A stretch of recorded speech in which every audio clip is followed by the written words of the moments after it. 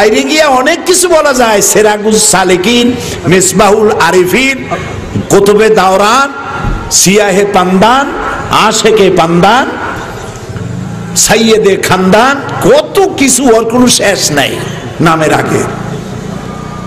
বউ মুরিদ হয়েছে কিনা, কারণ বউ জানে আপনি ফেরেশতা না শয়তানের খালাতো ভাই, ঠিক কিনা? রাসূল প্রথম দাওয়াত দিলেন স্ত্রী খাদিজার কাছে। দেখেন আল্লাহর নবী বললেন, খাদিজা গো, আল্লাহ রাব্বুল আলামিন আমাকে আখেরি জামানার নবী বানাইছেন। সমস্ত প্রতিমাগুলিকে ভুলে যাও, এক আল্লাহর উপরে ঈমান আনো, আর আমাকে আখেরি জামানার নবী হিসেবে মেনে নাও। হযরতে খাদিজা এক সেকেন্ড দেরি করেন নাই, মিনিট তো দূরের কথা, এক সেকেন্ডও দেরি করেন নাই, সঙ্গে সঙ্গে পড়ে নিয়েছেন লা ইলাহা ইল্লাল্লাহু মুহাম্মাদুর রাসূলুল্লাহ। জোরে পড়েন লা ইলাহা ইল্লাল্লাহ, লা ইলাহা ইল্লাল্লাহ, লা ইলাহা ইল্লাল্লাহ।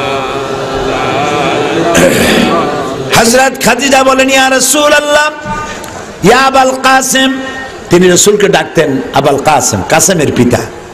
ইয়া আবুল কাসিম, হে কাসেমের পিতা,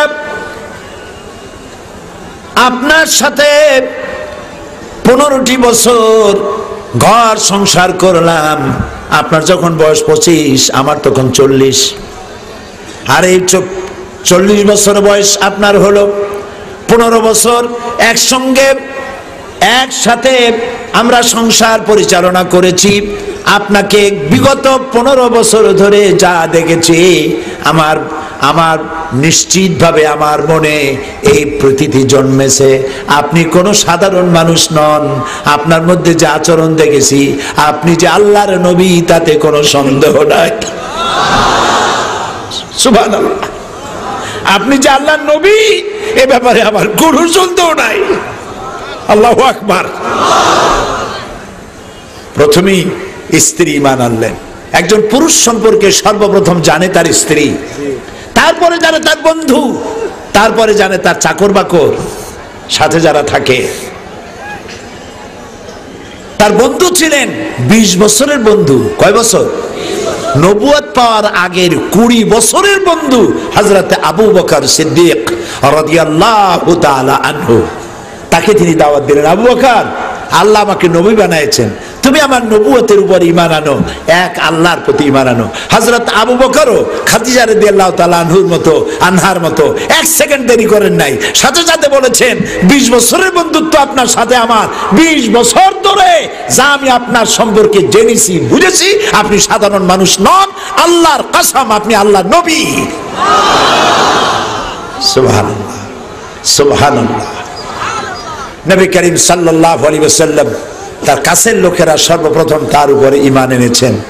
তার চারিত্রিক দৃঢ়তা দেখে, রাসূল কপালে লেখা থাকে না, কোন নবীর কপালে লেখা ছিল না যে ইনি নবী।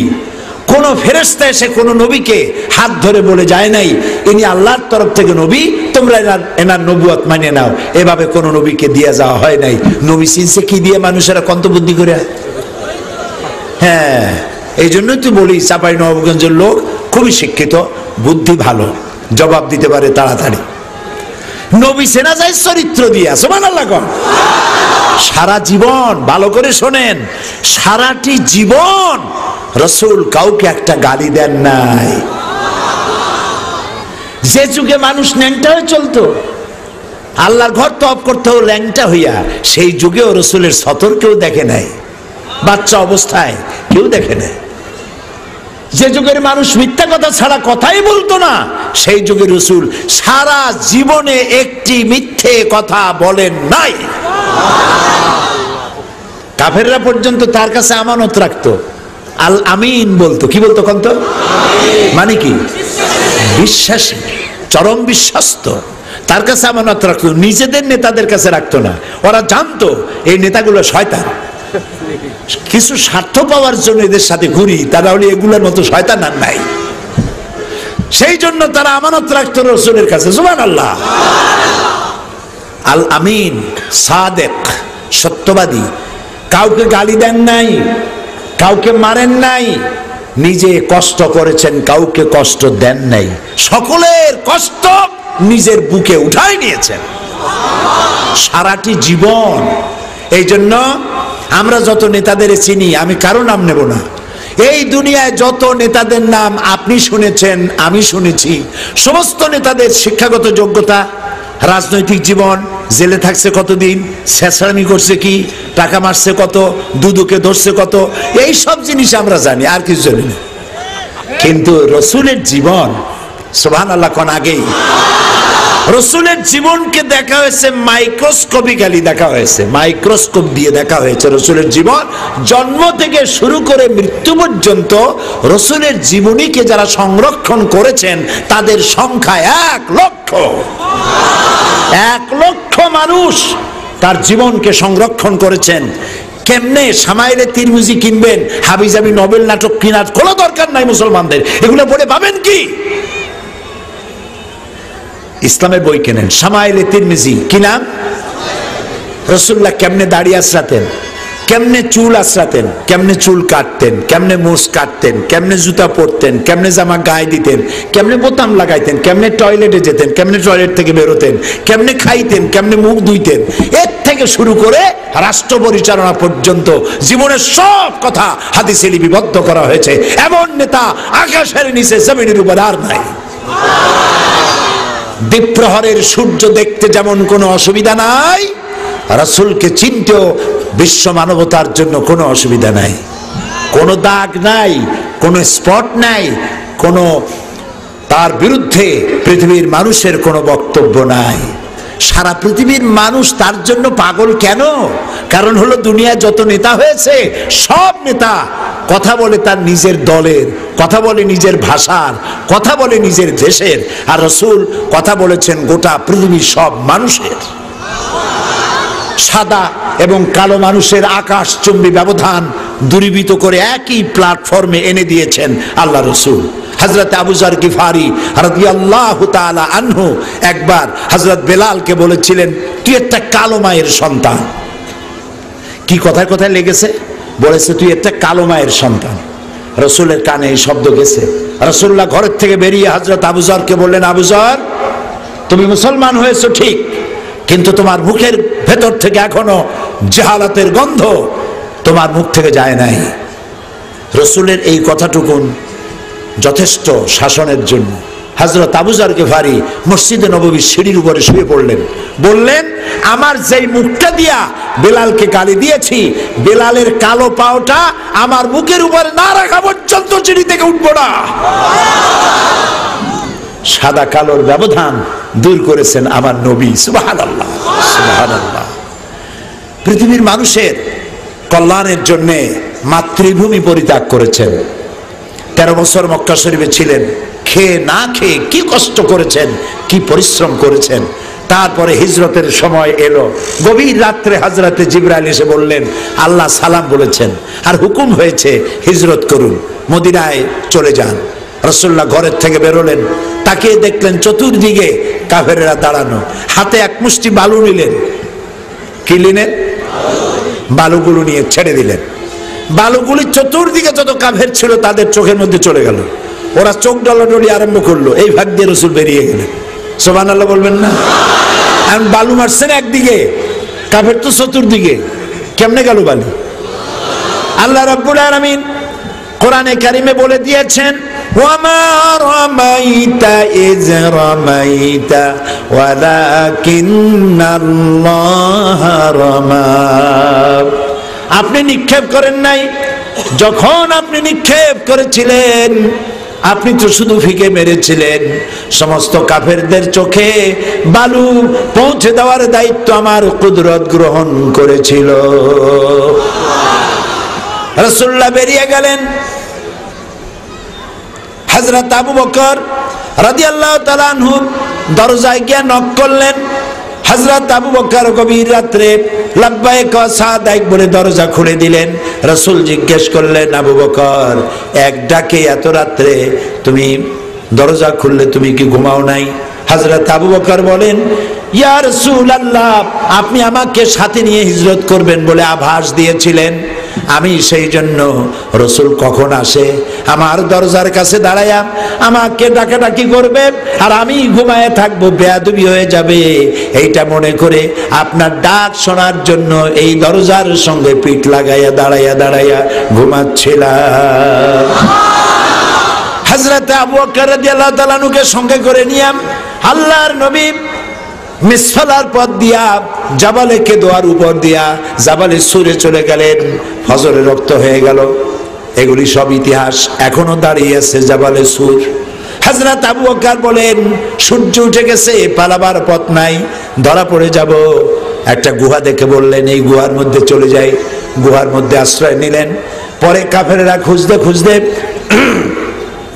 ওই গুহার কাছে যখন এসেছে, হযরত আবু বকর বলছেন, আমরা ধরা পড়ে গেছি, একটু তাকালেই দেখতে পাবে। আল্লাহর নবী বললেন, ভয় পাওয়ার কোনো কারণ নাই। ইজ ইয়াকুলিন সাহিবিহি লা তাহজান ইন্নাল্লাহা মা'ানা। ও আমার সাথী আবু বকর, ভয় পাইও না, আল্লাহ আমাদের সাথে আছে, আমরা মাইনরিটি নই, আমরাই মেজরিটি। আল্লাহু আকবার। ভয় পাওয়ার কারণ নেই। আল্লাহ তাআলা মাকড়সার জাল বুনে রাখছিলেন। মাকড়সার জাল উপরে কবুতরের ডিম পেড়ে তা দিতেছে।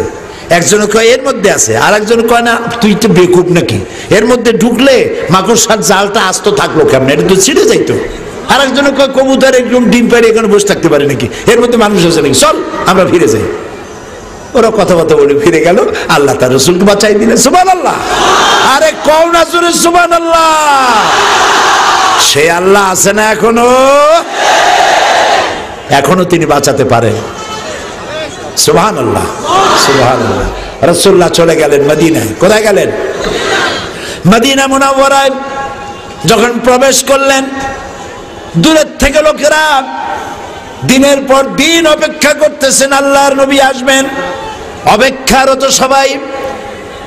সর্বপ্রথম এক ইহুদি খেজুর গাছের মাথায় উঠে সে দেখতে পেয়েছে দূর থেকে যেন চাঁদ উদিত হয়েছে।